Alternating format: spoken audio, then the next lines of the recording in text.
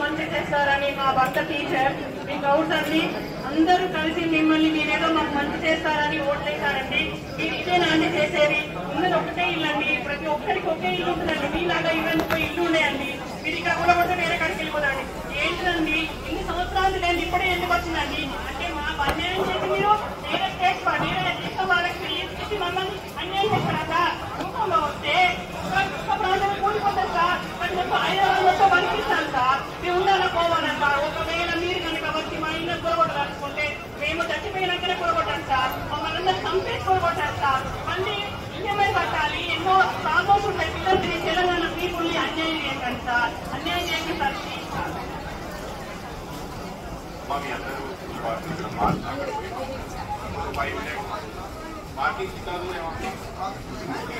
वहाँ पे मीटिंग होने के बाद जाके नहीं करिए, पूरा मीटिंग होने के बाद जाएंगे वहाँ पे। मीटिंग पॉइंट के बाद चाहिए मीटिंग।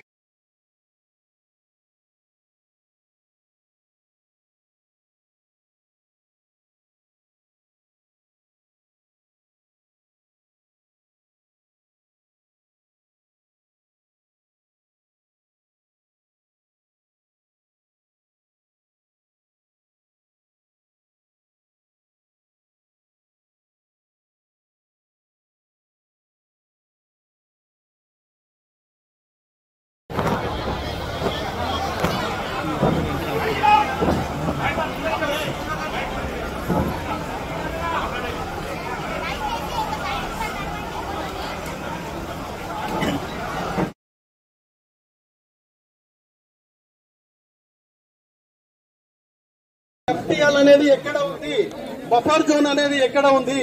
ఇంతవరకు గూగుల్లో ఒక మ్యాప్ సర్క్యులేట్ అవుతుంది తప్ప ఆ మ్యాప్ ను చూపించి ప్రజలందరినీ కూడా భయభ్రాంతులకు గురి చేస్తా ఉన్నారు. ఇది మంచి పద్ధతి కాదు. మీరు ధైర్యం ఉంటే ముందుకు వచ్చి ప్రజల ముందుకు రండి. మీరు చేయాలనుకుంటుంది ఏంటో ప్రజలకు చెప్పండి. అంతే తప్ప మీరు ఈ విధంగా ప్రజల్ని భయభ్రాంతులకు గురి చేసి చాలా మంది అండి కష్టపడి నిన్న కూడా నేను న్యూస్ లో చూశాను 2035 వరకు 2050 వరకు ఈఎంఐలు ఉన్నాయి. ఒక మనిషి జీవితం ఒకటే ఇల్లు. ఆ ఇల్లును మీరు కూల్ చేస్తానంటే అక్రమం అయితే కూల్ చేయండి, మేమంతా మద్దతుగా ఉంటాము. హెచ్ఎండిఏ లేఅవుట్ అండి ఇది. సాయిరాం నగర్ సంబంధించి హెచ్ఎండిఏ లేఅవుట్ ఇది. హెచ్ఎండిఏ అర్థం తెలుసు కదా గవర్నమెంట్ కి. 30 ఫీట్ల రోడ్లతోటి విశాలంగా కట్టుకున్నాం మేము ఇల్లులు. ఇది కూడా 93లో అయిన లేఅవుట్ ఇది. ఆ తర్వాత కూడా అన్ని రకాల పర్మిషన్లతోటి లోన్లతోటి దాదాపు 25 సంవత్సరాలు 2 జనరేషన్లు ఇక్కడ కాపురం ఉంటున్నాయి. మీరు ఏదో కాంపన్సేషన్ అంటున్నారు. కాంపన్సేషన్ గురించి మీరు మాట్లాడదలుచుకోలేదు. కాంపన్సేషన్ ఎవరికి కావాలండి? కాంపన్సేషన్ ఎవడవుతున్నారు మిమ్మల్ని? కాంపన్సేషన్ మాకు అవసరం లేదు. అందరూ కూడా ప్రైవేట్ ఉద్యోగస్తులు, ఇక్కడ ఉన్న వాళ్ళు కూడా అందరూ ప్రైవేట్ ఉద్యోగస్తులు. వాళ్ళకు పెన్షన్ లేదు. కష్టపడి రేపు రిటైర్డ్ అయితే ఎలా బతకాలని చెప్పేసి మీరు ఇచ్చేసారు. చాలా థ్యాంక్స్. నేను బేసికలీ నేను ఇక్కడ అమ్మాయి కాదు సార్, నేను వేరే స్టేట్ అమ్మాయిని. పెళ్ళైనందుకు అత్తవారింటికి రావాలి కాబట్టి ఇక్కడికి వచ్చాను. ఎన్విరాన్మెంట్ అంతా చాలా బాగా అనిపించింది. అరే హైదరాబాద్ ఎంత బాగుంది, ఎంత మంచిగా ఉంది, ఎంత పీస్ఫుల్గా ఉంది, ఎంత గ్రీనరీగా ఉంది. మనకు అదే కదా కావాలి మన పిల్లలకి వచ్చి. అదే ఇంకొక 2 years రెంట్ అవసరం. తర్వాత ఓకేలే ఒకరు అర్న్ చేస్తే ఇంకొకరు మొత్తం ఈఎంఐ, ఇంకొకరు అర్నింగ్ ఈఎంఐ మొత్తం మనము లోన్ కట్టుకోవచ్చు. ఇంకొకరు అర్నింగ్ ఈఎంఐ మొత్తం మనము లోన్ కట్టుకోవచ్చు అని చెప్పి ఇల్లు కొన్నామండి. 10 years అయిందండి ఇల్లు కొని. ఇప్పుడు సడన్ గా వచ్చి బఫర్ జోన్ అంటున్నారు. అంటే ఇప్పుడు బఫర్ జోన్ లో ఒక్కసారి మార్పు వేస్తే కూలగొట్టేస్తామంటున్నారు. మాకు అసలు ఏం చేయాలో మాకు అర్థం కావట్లేదు. ఇంకా 2035 దాకా మాకు ఈఎంఐస్ ఉన్నాయి. వాళ్ళు బ్యాంక్ వాళ్ళు ఏం చెప్తున్నారంటే ఇల్లు ఉన్నా లేకపోయినా మేము ఈఎంఐ కట్టాలంటున్నారు. అదేలా అవుతుంది? అండ్ దీంతో పాటు ఇంకొకటి ఏంటంటే ఈఎంఐ కట్టకపోతే మా మీదే రివర్స్ కేర్స్ వేస్తారంట. అంటే మేము ఇల్లీగల్ గా వాళ్ళకి డాక్యుమెంట్స్ ఇచ్చి మేము ఇచ్చేసామని మా మీద వేస్తారు. సో ఏదని బర్డన్ మేము బేర్ చేయాలండి? ఇంత కష్టపడి అండ్ మోర్ ఓవర్ మేము ఒక మంచి ఫ్యామిలీ నుంచి వచ్చిన వాళ్ళం. మనకంటూ ఒక ఉంటే అవన్నీ కష్టాలు డ్రీమ్స్ ఉంటాయి, అన్నీ ఉంటాయి, అవన్నీ ఫుల్ఫిల్ చేసి అవన్నీ కష్టాలు ఎదుర్కొంటూ మేము ఈ స్టేజ్కి వచ్చాం. మా పిల్లలకు చెప్తున్నాం, మేము ఈ స్టేజ్కి ఉన్నాం నాన్న, మీరు నెక్స్ట్ స్టేజ్కి వెళ్ళండి, తర్వాత మీ దగ్గర ఉన్నవి సహాయపడండి. కొంతమందికి మనం ఉంది, చాలా మన దగ్గర ఉంది, అంతవరకు వచ్చి ఇప్పుడు సడన్గా ఇలా అన్నీ చెప్తే చాలా బాధగా ఉందండి. డెవలప్మెంట్ చేయండి, మేము ఎవ్వరికి అగేన్స్ట్ కాదు, డెవలప్మెంట్ చేయండి, but not at the cost of మా జీవితాలు పోయి డెవలప్మెంట్ చేయడం అంటే చాలా కష్టం కదండి. ఇప్పుడు ఆ లోన్స్ అని నిజంగా లోన్స్ తలుచుకుంటుంటే నైట్ పడుకుంటే మార్నింగ్ లేసి చిన్న చిన్న పిల్లలండి, నాకు భయంగా ఉందండి. చిన్న చిన్న పిల్లలండి, నాకు ఇంత చిన్న పిల్లలు ఉన్నారండి. చేస్తున్నా మాకెందుకు, మాకు రాలే కదా, వాళ్ళే కదా తగిలింది, మేము బాగానే ఉన్నామని కాదు. నిజంగానే ఇట్లా ఒకరొకరిని మనం కాపాడుకోకపోతే భవిష్యత్తులో మనం కూడా కొట్టే ప్రయత్నం చేస్తూ ఉంటారు. కాబట్టి దయచేసి అందరం సపోర్ట్ చేసి ఖచ్చితంగా మీరు ధైర్యంగా ఉండండి. ఎప్పుడు అవసరం ఉన్నా బీఆర్ఎస్ పార్టీ మీకు అండగా ఉంటుందని బీఆర్ఎస్ భవన్ నుండి కేటీఆర్ గారు, వర్కింగ్ ప్రెసిడెంట్ గారు, కేసీఆర్ గారి నాయకత్వంలో స్టేట్మెంట్ ఇవ్వడం, నేను హరీష్ రావు గారు రావడం, మీకు అందరికీ కూడా ఒక భరోసా ఇవ్వడం అనేది చూస్తున్నాం. ఖచ్చితంగా మీరు అందరు కూడా నిన్న చెప్పినట్టే లీగల్ గా అయినా ఫైట్ చేయడానికి సిద్ధం.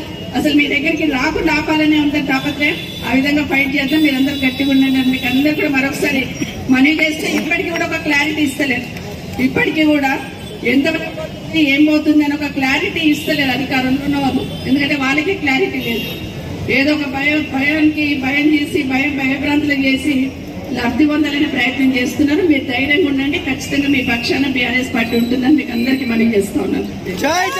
వరకు తెలంగాణ భవన్ లో ఉన్నారు వీళ్ళందరూ, భరోసా ఇవ్వాలి, మన బాధ్యత, ఖచ్చితంగా వెళ్ళాలి, ఐదర్శం అని చెప్పి మీరందరూ ఇక్కడికి వచ్చి మాకందరికి వీళ్ళందరికీ ధైర్యం ఇచ్చే ప్రయత్నంలో వచ్చిన ప్రతి సోదరుడికి, ప్రతి నాయకుడికి ప్రత్యేకంగా ధన్యవాదాలు. వారం రోజుల నుండి వింటూ ఉన్నాను, మా బాబు మీతో మాట్లాడుతూ కార్తీక్ కొన్ని విషయాలు చెప్తా ఉన్నాడు, పలానా కాలనీలు ఇట్లా పోతుంది, పలానా అపార్ట్మెంట్ ఇట్లా పోతా ఉంది, ఇట్లా అవుతుందమ్మా, నోటీసులు ఇచ్చున్నారని చెప్తా ఉంటే, సరే ఇంకా కొంత ఎక్కడెక్కడ ఇస్తున్నారో క్లారిటీ రావాలి కదా, వచ్చినాక వెళ్దామన్నాను. కానీ నిన్న మీరందరూ కూడా 6 గంటల వరకు తెలంగాణ భవన్ కు వచ్చి మీరందరూ కూడా మీ ఆవేదన ఏదైతే చెప్తున్నారో కేసీఆర్ గారు నాయకత్వంలో వారి ఆదేశంతో గౌరవ హరీష్ రావు గారు అందరం కూడా అక్కడికి రావడం జరిగింది. మీరందరూ గట్టిగా ఏ విధంగా అయితే అంతవరకు వచ్చున్నారు, తెలంగాణ భవన్ వరకు వచ్చి గట్టిగా మీ వాయిస్ వినిపించే ప్రయత్నం చేస్తున్నారు. ఖచ్చితంగా ప్రభుత్వంలో కొంచెం కదలిక వచ్చింది, ఇద్దరు ఆఫీసర్లు వచ్చి ఒక మీటింగ్ పెట్టి చెప్పే ప్రయత్నం చేశారు. కానీ అది సరిపోదు, మనకందరికి కూడా సరిపోదు. ఇక్కడ మాట్లాడిన ప్రతి ఒక్కరిని చూస్తున్నాం, ఒక్కొక్కరి మాటల్లో ఆ బాధ వింటుంటే ఎంత బాధ అనిపిస్తుందంటే, ఇప్పుడు ఒక ఆడబిడ్డ మాట్లాడింది, 9 నెలల గర్భవతిని, నెల రోజులు నిద్ర లేకుండా ఉన్నాను అని చెప్తుందంటే, ఒక్కసారి పైన ముఖ్యమంత్రి గారికి నిజంగా మానవత్వం ఉంటే ఈరోజు మాట్లాడిన ఒక్కరొక్కరు మాట్లాడిన మాటలు వింటే ఖచ్చితంగా పునరాలోచించాలి. కానీ ముఖ్యమంత్రి గారికి రోమ్ చక్రవర్తి లాగా ఉంది, రోమ్ తలగబడుతుంటే పీడలు వాయించినట్టు. ఇక్కడ ఇంతమంది ఆక్రనందనల ఆక్రోషంతో గుండెలాగి చనిపోతుంటే కూడా వినిపించినట్టు ముఖ్యమంత్రి ప్రవర్తిస్తున్న విషయం మనం గమనించున్నాం. నా రిక్వెస్ట్ వల్ల మీకు అందరికి ఒకటే, ప్రతి కాలనీ నుండి ఇప్పుడు మీరు మాట్లాడినారు కదా, గట్టిగా నిలబడండి, గట్టిగా ఉండండి, ఐకమత్యంగా ఉండండి, పోరాటం చేద్దాం, మీ ఇళ్ళకి దక్కదలకుండా చూసుకుంటాం. కానీ అందులో ఎవరో ఒకరు అటు ఇటు పోయింది అనుకోండి, వాళ్ళ స్ట్రాటజీ ఏంటంటే మేము కన్విన్స్ చేస్తాం, మేము కన్విన్స్ చేసి తీసుకుంటాం అనే లెవెల్లో మాట్లాడుతున్నారు. దయచేసి ఒక్కరి హీల్డ్ అయినా మొత్తం అందరికీ దెబ్బ తగులుతుంది. కాబట్టి మీరు ఐకమత్యంగా ఉండి కొట్లాడితే ఒక్కరు కూడా మీ దగ్గరికి రాలేకపోతారని మాత్రం దయచేసి గుర్తుపెట్టుకోమని చెప్తున్నాను. పోతున్న వాళ్ళే కాదు, ఈ 5 లక్షల కోట్ల వందలాది కాలనీలు ఉన్నాయి, ఈ బండ్లగూడ కార్పొరేషన్ లో వందలాది కాలనీలు ఉన్నాయి. దయచేసి అందరు కూడా వీళ్ళ ఆవేదనను అర్థం చేసుకుని వీళ్ళకి సపోర్ట్ చేయాల్సిన అవసరం. అప్పటి వరకు ఆ పిల్లల్ని ఎక్కడ, కానీ చాలా మంది ఒక భయానకమైనటువంటి వాతావరణంలో, నిన్ననే ఒక తల్లి మరి గుండె నొప్పి వచ్చి చనిపోవడం, కొంతమంది సూసైడ్ చేసుకొని చనిపోవడం, కొంత భయానకమైనటువంటి వాతావరణంలో మరి ప్రజలు ఎక్కడ చూసినా సోషల్ మీడియాలో చూస్తే ఇదే కనిపిస్తుంది. నేను టీఆర్ఎస్ పార్టీగా బీఆర్ఎస్ పార్టీగా మీ అందరికీ మేము హామీ ఇచ్చేది ఒకటే, మేమున్నాము, మీరు అధైర్యపడకండి, ధైర్యంగా ఉండండి. ఈ రోజు నుంచి మీరు ధైర్యంగా ఉండండి. మేము చట్టపరంగా న్యాయపరంగా కొట్లాడేది డెఫినెట్ గా కొట్లాడతాం. రెండోది, ఎక్కడికక్కడ మా పార్టీ కానివ్వండి, మా ఎమ్మెల్యేలు కానివ్వండి, మా నాయకత్వం కానివ్వండి, మేమే కొన్ని ఏరియాలు పంచుకొని ఆ ఏరియాలలో మీతో పాటు మేమే ఉండడానికి కూడా సిద్ధంగా ఉంటాం. కానీ మీ మీద ఎటువంటి ఇబ్బంది ప్రభుత్వం తలపెడితే ఏడికైతే ఆడికి కొట్లాడడానికి మేము సిద్ధంగా ఉన్నామని చెప్పి నేను ఈ సందర్భంగా 6 కొత్త ప్రాజెక్టులు కడుతున్నారు. 40-50 అంతస్తుల అపార్ట్మెంట్లు కడుతున్నారు. మరి రేవంత్ రెడ్డి ఈ కట్టుకున్న పేదోళ్ల ఇళ్లకేమో నంబర్లు వేస్తున్నావు. ఇదే మూసీని ఆక్రమించి మూసి ఆనుకొని 6 పెద్ద మల్టీ స్టోరీడ్ బిల్డింగులు కడితే దాన్ని ఎందుకో ఆపడు, దాన్ని ఎందుకో నోటీసులు ఇయ్యడు, దాన్ని ఎందుకో కూలగొట్టడు.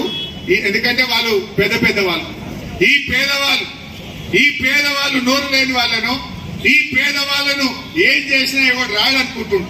ఆ బలిసిన వాళ్ళని మాత్రమేమో దగ్గరుండి కట్టిస్తుండు, పేదోళ్లకు మాత్రం నోటీసులు ఇస్తుండు. కానీ ఈ పేదవాళ్లకు బీఆర్ఎస్ పార్టీ ఉన్నది, కేసీఆర్ గారు మీకు అండగా ఉన్నారు. ధైర్యంగా ఉండండి అని మనం చేస్తా ఉన్నాం. ఇలా మూసీ ప్రాజెక్టు నీకు అంతగా చేయాలంటే విత్ ఇన్ ద ప్రాజెక్ట్ చేయి. ఎక్కడ నిజాం గారు 1908లో వరదలు వస్తే కూడా నిజాం రాజు ఇళ్లు కూలగొట్టలే, మూసీకి గైడ్ వాల్ కట్టిండు. గైడ్ వాల్ కట్టి వరద బయటకు రాకుండా ఆలోచన చేసిండు మూసీ రాజు, ఆనాడి నిజాం రాజు. కానీ రేవంత్ రెడ్డి ఇవాళ నిజాంకు మించి ఒక హిట్లర్ లాగా వ్యవహరిస్తున్నాడు. పేదోళ్ళ నిద్ర లేకుండా చేస్తా ఉన్నాడు. అందువల్ల మీరెవ్వరు కూడా ఆందోళన చెందద్దు. తప్పకుండా మేము కంటిన్యూ చేస్తాం. మిగతా కాలనీ వాళ్ళు కూడా వచ్చి చాలా మంది మేము మాట్లాడాలని, మా దగ్గరికి రండి ఎంతో మంది వచ్చి ఇక్కడ మా స్లిప్పులు కూడా పంపారు.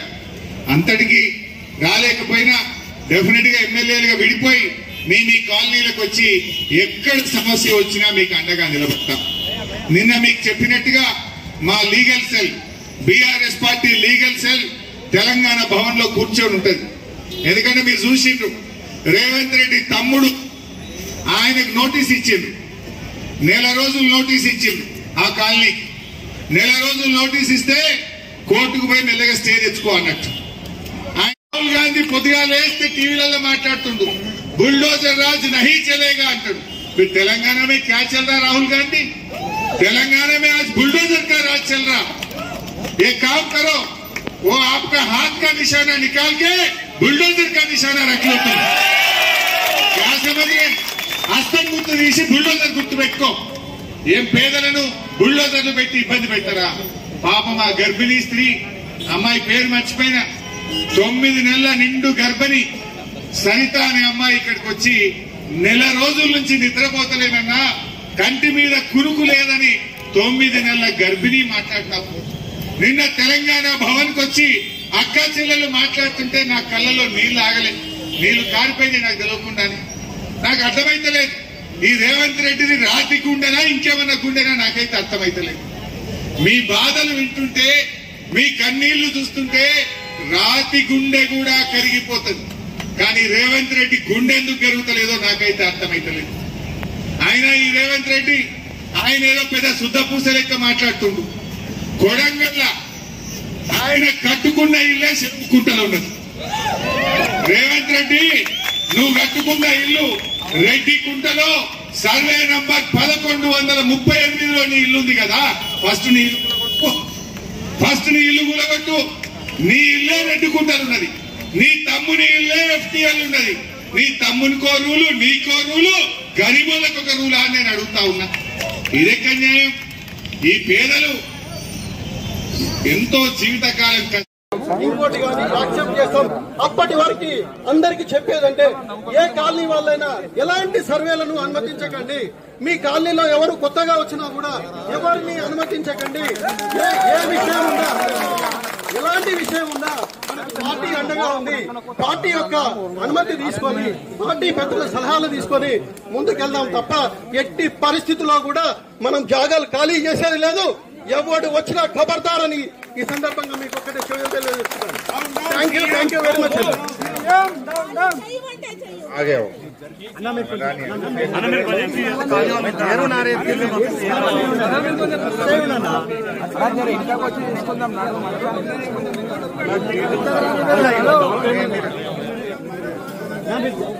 సార్ మేము పూసి బాధితులం సార్.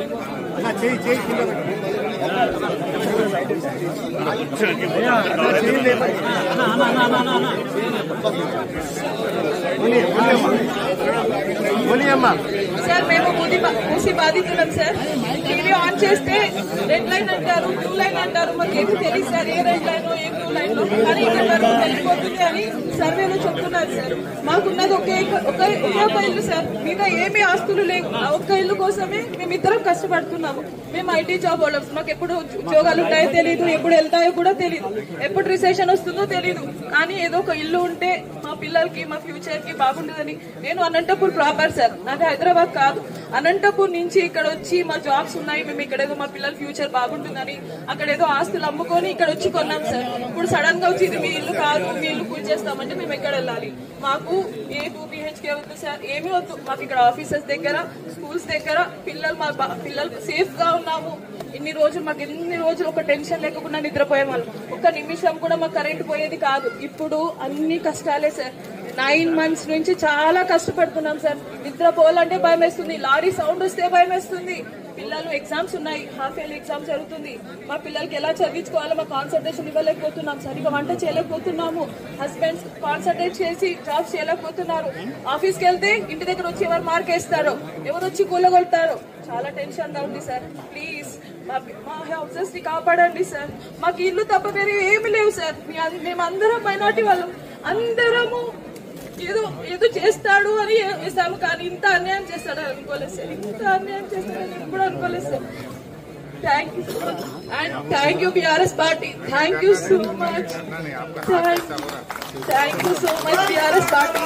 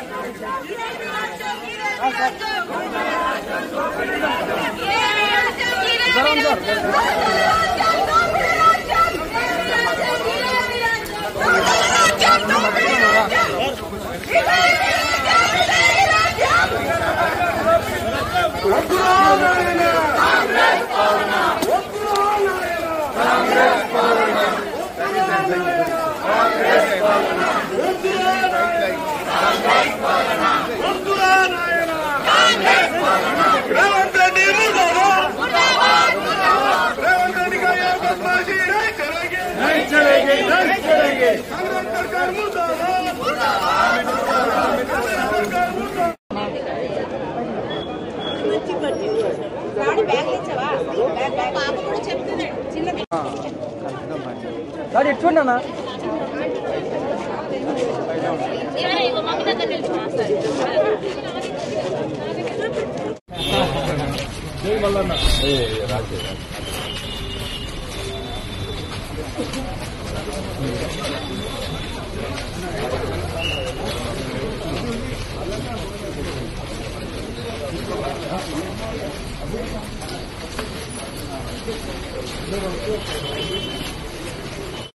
తీస్తున్నా ఫంక్షన్ అక్కడ మేము ఉంటాం మేడం.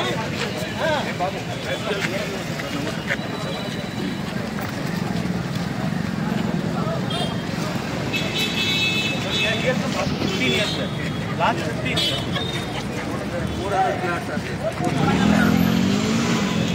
संडे रोज पूरा आपका टाइम पूरा खराब नहीं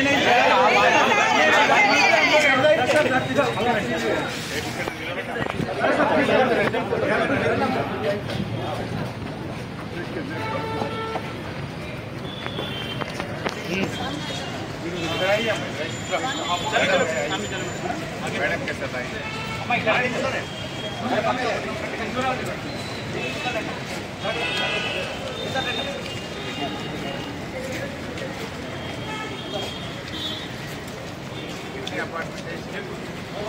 $420 फ्लैट मार्केट करें यहाँ नहीं बफर में है बोल रहे पूरा अपार्टमेंट जा रहा है पूरा जाएगा सर FTL बफर बोले पूरा जाएगा सर 2 ब्लॉक है सर और भी अभी तक मार्केट नहीं है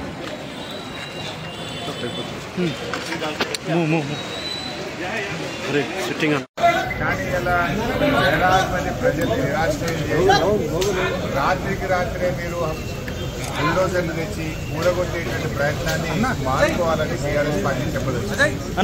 ఏమైపోయిందంటే వాళ్ళని ఒక ఆక్రమణదారులుగా ఎంక్రోచర్స్గా ముద్ర వేస్తూ మీరు వాళ్ళ భవనాలకు నంబర్లు వేస్తూ ఉంటే నిద్రపోకుండా వాళ్ళంతా కూడా చాలా ఆందోళన. ప్రభుత్వమే రిజిస్ట్రేషన్ ప్రభుత్వమే మున్సిపాలిటీ అనుమతి ఇచ్చింది, ప్రభుత్వమే విద్యుత్ కనెక్షన్ ఇచ్చింది, ప్రభుత్వమే వాటర్ కనెక్షన్ ఇచ్చింది. వాళ్ళు ప్రతి సంవత్సరం ట్యాక్స్ కడతా ఉన్నారు. అటువంటి వాళ్ళను పూర్తి చేసేటువంటి కార్యక్రమం ఇవాళ ప్రభుత్వం మానుకోవాలన్నదే టీఆర్ఎస్ పార్టీ చెప్తా ఉంది. ఇందిరమ్మ రాజ్యం అంటే మరి గరీబీ హఠావ్ అంటారు, కానీ మీరేం చేస్తున్నారు? గరీబోంకో హఠావ్ అనే విధంగా ఇవాళ కాంగ్రెస్ పార్టీ పనిచేస్తారు. పేదలకు నీడ కల్పించాలి. ఇందిరమ్మ రాజ్యం అని చెప్పుకునే మీరు పేదల యొక్క వాళ్ళ గూడును మీరు ఇవాళ దూరం చేసేటువంటి ప్రయత్నం ఏదైతే చేస్తున్నారో దాన్ని మానుకోవాల్సినటువంటి బాధ్యత ఇవాళ కాంగ్రెస్ పార్టీ మీద ఉంది. రాహుల్ గాంధీ గారు బుల్డోజ్ రాజ్యానికి మేము వ్యతిరేకమని, బుల్డోజ్ రాజ్యం పోవాలని గంభీరమైన ఉపన్యాసాలు రాహుల్ గాంధీ గారు ఇస్తా ఉన్నారు. మరి ఇక్కడ ఈ తెలంగాణలో హైదరాబాద్ లో బుల్డోజర్ రాజ్యమే నడుస్తా ఉంది. రాహుల్ గాంధీ గారికి బుల్డోజ్ రాజ్యాన్ని ఆపండి, బలవంతపు కూల్చివేతలు ఆపండి. ఇవాళ రాష్ట్రంలో అనేక సమస్యలు ఉన్నాయి. రాష్ట్రంలో పేదలందరూ కూడా ముఖ్యమంత్రి ఏమంటుంటూ డబ్బులు లేవు రైతు బంధు చేయడానికి అంటున్నాడు, రుణమాఫీ చేయడానికి డబ్బులు లేవంటున్నాడు ముఖ్యమంత్రి గారు. 100 రోజుల్లో 4,000 పెన్షన్ ఇస్తా అన్నాడు, 4,000 పెన్షన్ కు డబ్బులు లేవంటున్నాడు ముఖ్యమంత్రి గారు. మహిళలకు 2,500 నీ ప్రభుత్వంలోకి వచ్చావు, ఎప్పుడు ఇస్తావు 2,500 అంటే డబ్బులు లేవని ముఖ్యమంత్రి గారు మాట్లాడుతున్నారు.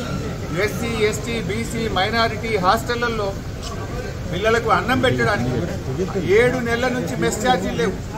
7 నెలల నుంచి పేద పిల్లలకు, లక్షల మంది పేద విద్యార్థులకు అన్నం పెట్టడానికి డబ్బులు లేవంటావు, కానీ మూసీ సుందరీకరణకు 1,50,000 కోట్లు పెడతా అంటావా? నీ ప్రాధాన్యత ఏంటి? పేద పిల్లలకు కడుపు నిండా అన్నం పెట్టి చదువు చెప్పడం నీ ప్రాధాన్యతనా? 1,00,000 కోట్లు ఖర్చు పెట్టి మూసీ సుందరీకరణ చేయడం నీ ప్రాధాన్యతనా? ఇలా కొన్ని మీడియాల్లో పత్రికల్లో చూస్తున్నాము, ఆడపిల్లలు టాయిలెట్కి వెళ్ళడానికి 100 మంది ఆడపిల్లలు 200 మంది ఆడపిల్లలకు ఒకే టాయిలెట్ ఉందని చెప్పి పిల్లలు ఇబ్బంది పడతా ఉన్నారు. ఆ పేద పిల్లలకు ప్రభుత్వ స్కూళ్లలో టాయిలెట్లు కట్టడం నీ ప్రాధాన్యతన్నా? 1,00,000 కోట్లు పెట్టి మూసి సుందరీకరణ చేయడం నీ ప్రాధాన్యతన్నా? ఏది నీ ప్రాధాన్యత? నిన్న నేను సబితక్క గారు గాంధీ హాస్పిటల్ పోతే మందులు లేవు. మేము తెలుసుకుంటే ఏంటంటే సెంట్రల్ డ్రగ్ స్టోర్లో బిల్లులు చెల్లించక కంపెనీలు మందుల సప్లైని ప్రభుత్వానికి నిలిపివేశారు. రాష్ట్రమంతా కూడా ఈరోజు మలేరియా, డెంగ్యూ, వైరల్ ఫీవర్స్ తో ప్రజలు బాధపడుతుంటే సర్కార్ దవాఖానాలలో మేము ఆ మూసీలోకి గోదావరి నీళ్లు తెస్తా అంటున్నాం. ఎక్కడికి వస్తాయి గోదావరి నీళ్ళు?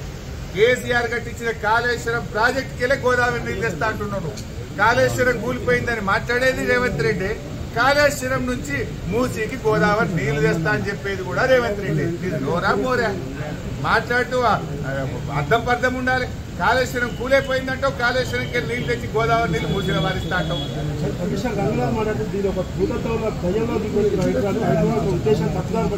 ఎవరు తప్పుదారు పట్టిస్తున్నారు?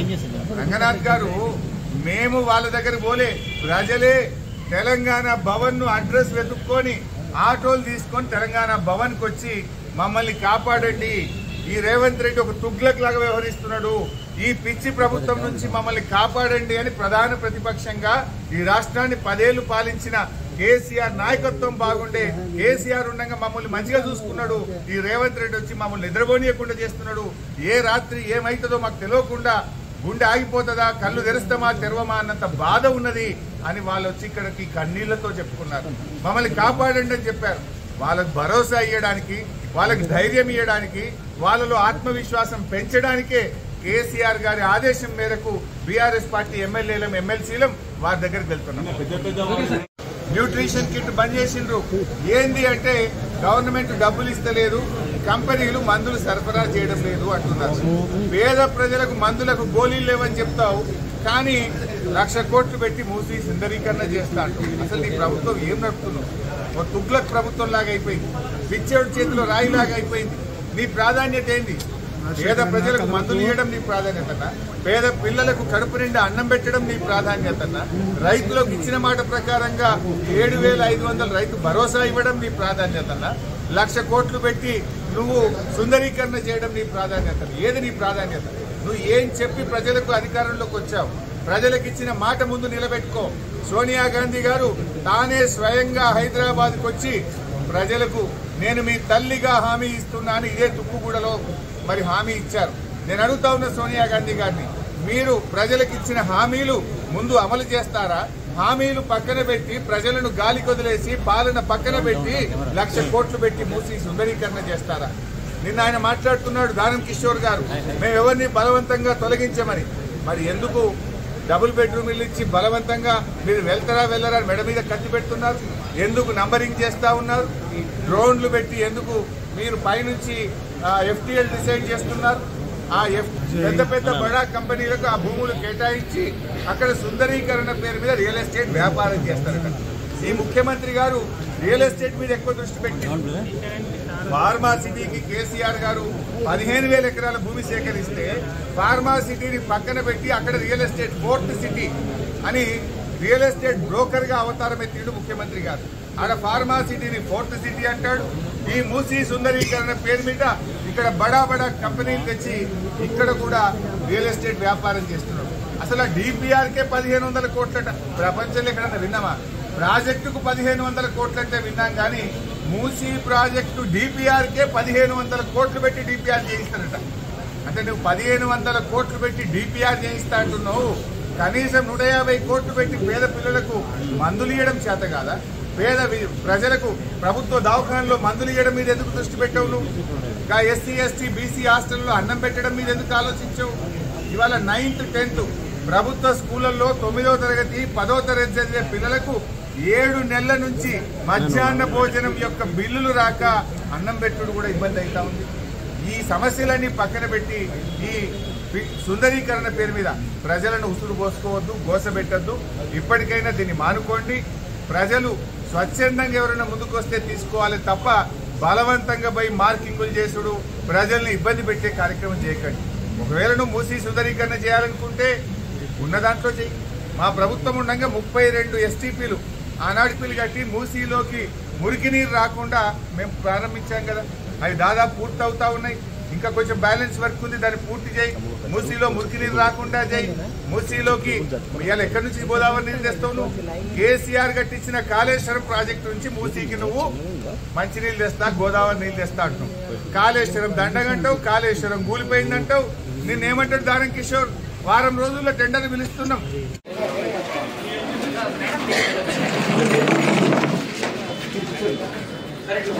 మీరు